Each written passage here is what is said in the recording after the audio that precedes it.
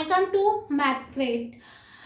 आज हम एक और नए लेक्चर की बात करने जा रहे हैं। इस लेक्चर में हम स्टडी करेंगे डायगोनलाइजेशन ऑफ ए मैट्रिक्स। कोई भी मैट्रिक्स कब डायगोनलाइज होती है और आगे उसके क्या क्या एप्लीकेशंस होते हैं, कैसे हम चेकआउट कर सकते हैं। वैसे तो मैं फिर से ये बात कह रही हूँ, ये अपने आप में एक वाइड टॉपिक है। बहुत सारी हमारे पास ऐसी शॉर्ट ट्रिक्स होती हैं जिनकी हेल्प से हम डायरेक्ट फाइंड आउट कर सकते हैं कि मैट्रिक्स डायगोनलाइजेबल है या नहीं। बहुत छोटी छोटी स्मॉल सी बहुत आपके पास ऐसी ट्रिक्स मिल जाती हैं। अगर आप उन ट्रिक्स को पढ़ना चाहते हैं तो आप कमेंट बॉक्स में कमेंट करके बताइएगा, हम उनको भी आगे डिस्कस करेंगे।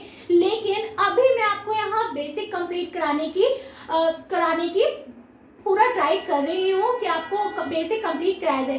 अगर आप इंजीनियरिंग कर रहे हैं या फिर आप बीएससी या फिर मास्टर्स कर रहे हैं तो इन सब में आपको इन बेसिक्स की आपको नॉलेज होना बहुत ज़्यादा ज़रूरी है। अगर आप किसी कॉम्पिटिटिव एग्जाम में भी बैठना चाह रहे हैं तो फर्स्टली तो आपको इन सब की ही नॉलेज बहुत अच्छे से कंप्लीटली हो, तभी आप आगे बात कर सकते हैं। देखते हैं कोई भी मैट्रिक्स कब डायगोनलाइजेबल होती है।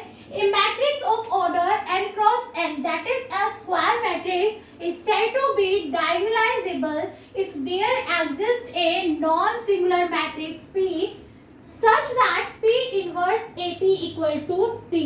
हम यहाँ से कह रहे हैं कि कोई भी मैट्रिक्स को हम डायगोनलाइजेबल बोल देंगे अगर मुझे एक ऐसी नॉन सिंगुलर मैट्रिक्स P मिल जाए। कैसी non singular, that is determinant non zero, such that वो P ऐसी हो कि P inverse AP equal to कितना आ जाए आपके पास, D आ जाए। मतलब आप P का इनवर्स निकालें, A निकालें P और इक्वल टू कितना आ जाए आपके पास में डायगोनल मैट्रिक्स आ जाए। D क्या है यहाँ आपके पास, डायगोनल, ओनली डायगोनल पर एंट्रीज। ठीक है, इनमें से रिलेटेड अगर किसी टॉपिक से आपको कोई प्रॉब्लम है तो आप अदर वीडियोस को जाके चेक कर सकते हैं। डिस्क्रिप्शन बॉक्स में आपको लिंक मिल जाएगा, वहां प्रॉपर आपको एक्सप्लेन किया गया है। अब कुछ रिजल्ट्स देख लेते हैं। यहाँ मैंने 3 रिजल्ट्स लिए हैं जो कि बहुत ज्यादा नेसेसरी हैं। फर्स्ट है आपके पास matrix A is said to be diagonalizable if its eigen vectors are Li। That is आपको पहले आइगन वेक्टर्स निकालने पड़ेंगे और अगर आइगन वेक्टर्स आपके पास Li हो जाते हैं तो हम कह देंगे कि ये मैट्रिक्स कैसी हो जाएगी, डायगोनलाइजेबल हो जाएगी। राइट, उसकी हेल्प से बताएंगे P भी कैसे निकालते हैं। देखिए second, the square matrix P is found by grouping the eigenvectors of A into square matrix। ये कह रहा है कि अगर आपने eigenvectors निकालना सीख लिया है तो अगर आप P बताना चाहते हैं P क्या होगा तो उन eigenvectors को एक स्क्वायर मैट्रिक्स में लिख लीजिए, तो वही आपके पास क्या बनेगा, P। दैट इज अगर आपको eigenvectors निकालना आ गया तो you can find easily P। Next third जो स्टेटमेंट है वो है the resulting diagonal matrix has the eigenvalues of A as its diagonal elements। जो diagonal matrix D आती है उसके diagonal values और कुछ नहीं होंगे, वो eigen values ही होंगी मैट्रिक्स की, और diagonal entries पे eigen values ही आने वाली है और कुछ नहीं आएगा।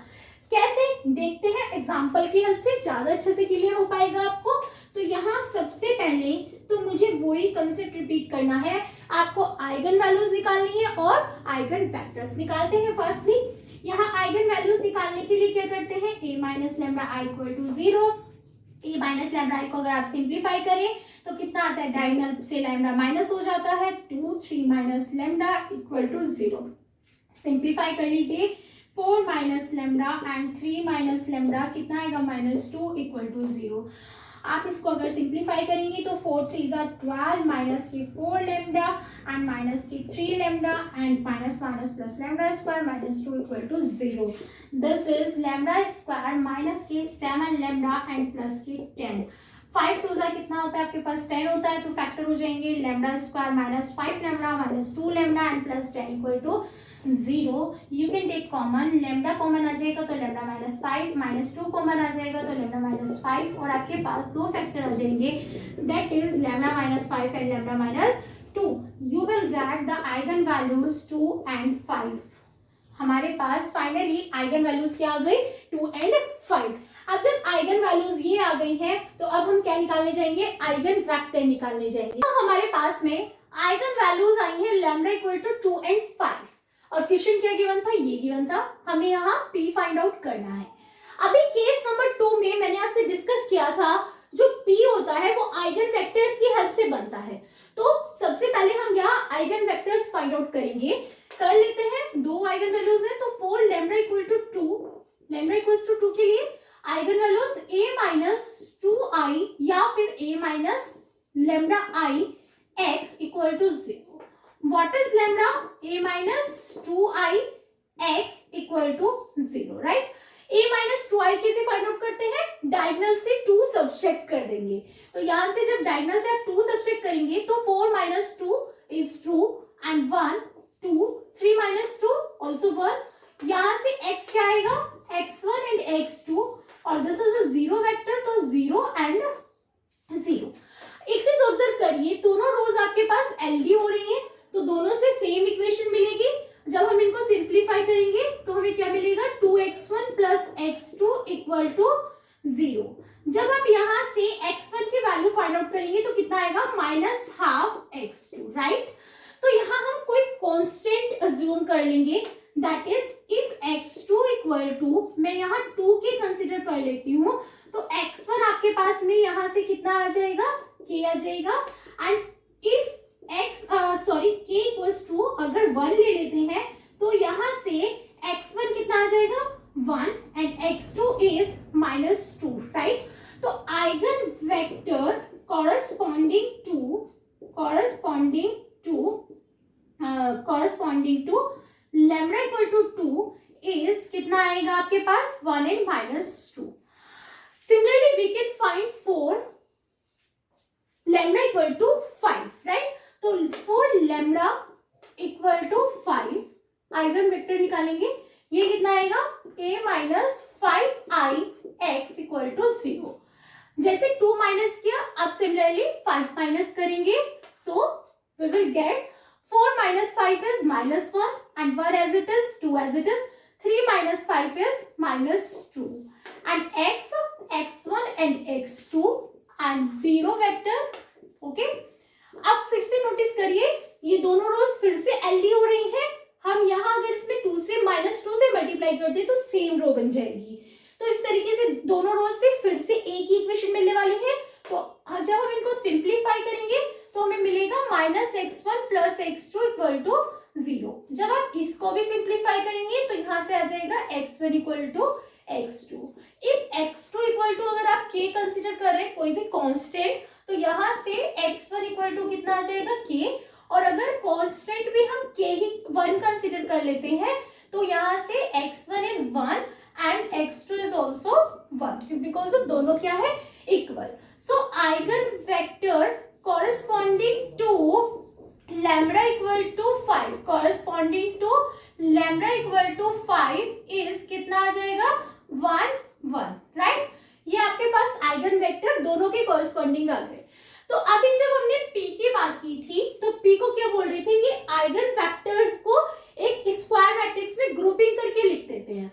मतलब 2 क्रॉस 2 की है तो यहाँ P भी तो 2 क्रॉस 2 का होगा, तो हम यहाँ पे P लिखेंगे। हियर P आपके पास आ जाएगा। आइगन वेक्टर क्या क्या आए हैं? 1 minus 2 and this one is 1 1। अब हम यहाँ से क्या फाइंड आउट करेंगे? Determinant of P find out करेंगे। What is the determinant of P? Just cross multiply 1 into 1 and minus 2 into 1, right? This will be equal to 3. Okay, तो ये determinant P आ गया। P क्या है आपके पास? Non zero. दैट मीन्स इसका inverse भी क्या करेगा? एग्जिस्ट करेगा। तो हम यहाँ से P इनवर्स भी फाइंड आउट कर लेंगे। A ऑलरेडी है ही और P हम फाइंड आउट कर चुके हैं। तो यहाँ से जब P इनवर्स निकालने जाएंगे तो P इनवर्स क्या आएगा? एडजॉइंट A, P इनवर्स होता क्या है आपके पास? That is adjoint of P upon determinant of P, right. यहाँ पे डिटरमिनेंट 3 है तो ये 1/3 बाहर ले लिया, और इसका जब आप एडजॉइंट बनाते हैं तो यहाँ से एडजॉइंट में हमें मिलता है दिस इज 1, एक्चुअल में 1 ही रहेगा और ये -1 और this will be equal to 2 and this is 1। अगर आपको P इनवर्स में या आइगन वेक्टर आइगन वैल्यूज के कांसेप्ट में कोई प्रॉब्लम आ रही है तो डिस्क्रिप्शन बॉक्स में लिंक है, आप वहां जाके इन सारे चैप्टर से गो थ्रू हो सकते हैं। नेक्स्ट P इनवर्स आपके पास ये आ जाएगा, तो हमें क्या फाइंड आउट करना है? P inverse AP। तो यहाँ से P इनवर्स AP अगर निकालते हैं तो ये आपके पास में कितना आएगा, P इनवर्स कितना है 1/3, 1 2 -1 1, व्हाट इज A आपको गिवन है 4 1 2 and 3 and what is P 1 1 -2 and 1, right. जब आप इनको सबको सिंप्लीफाई करके मल्टीप्लाई करेंगे तो आपको देखने को मिलेगा कि आइगन वैल्यू जो है वो डायगोनल पर रखी होगी। कैसे, यहाँ 2 एंड यहाँ 5, ये 0, ये 0, this will equal to D, that is diagonal matrix, जो उसने यहाँ प्रूव करने को कहा है और जो हमारे statement number that is case number 3 को भी वेरीफाई करता है, जो हमने भी मैंने आपको केसेस लिखवाए थे। तो ये आपके पास P इनवर्स AP आ जाएगा। यहाँ से कंफर्म हो जाता है कि जो गिवन मैट्रिक्स है वो हमारे पास डायगोनलाइजेबल होगी और अगर हम यहाँ से P inverse AP find out करते हैं तो वो हमारे पास D के इक्वल आ जाएगा, राइट। इस तरीके से हमने डायगोनलाइजेबल का कंप्लीट कंसेप्ट देखा और कैसे हम डायगोनलाइजेबल मैट्रिक्स को दिखा सकते हैं। ऐसे तो बहुत सारे और भी तरीके होता है डायगोनलाइजेबल दिखाने के, जैसे कि अभी लास्ट मैंने आपको AM और GM का जिक्र किया था, अलजेब्रिक मल्टीप्लिसिटी और ज्योमेट्रिक। तो अगर AM इक्वल टू GM हो जाता है फॉर ईच लैम्डा तो भी हम मैट्रिक्स को डायगोनलाइजेबल बोल देते हैं। ये हमारे पास if and all if result होता है। तो ऐसी बहुत सी छोटी छोटी ट्रिक्स होती हैं मैट्रिक्स को डायगोनलाइजेबल दिखाने की, लेकिन अभी यहाँ हम बेसिक कंसेप्ट्स को कंप्लीट कर रहे हैं बिकॉज ऑफ अगर आप इंजीनियरिंग या कोई भी competitive exam related to maths करने जा रहे हैं तो आपको बेसिक कंसेप्ट्स क्लियर होना नेसेसरी पॉइंट होता है, राइट। इस तरीके से अगर आपको ये पूरा लेक्चर अच्छा लग रहा है और आपको समझ भी आ रहा है तो चैनल को एक लाइक जरूर कीजिएगा, साथ ही साथ आप चैनल को सब्सक्राइब कर लीजिएगा ताकि आपको मेरी सारी की सारी वीडियोस मिलती रहें। उसके लिए आप नोटिफिकेशन बेल को प्रेस कीजिएगा ताकि आपको टाइम टू टाइम सारे अपडेट्स मिलते रहें। तो इसी के साथ आपसे मिलेंगे हम लोग एक नए वीडियो में, और नए वीडियो में मैं आपको एक और नया कंसेप्ट क्लियर करवाऊंगी। तो मिलते हैं आपसे एक नई वीडियो।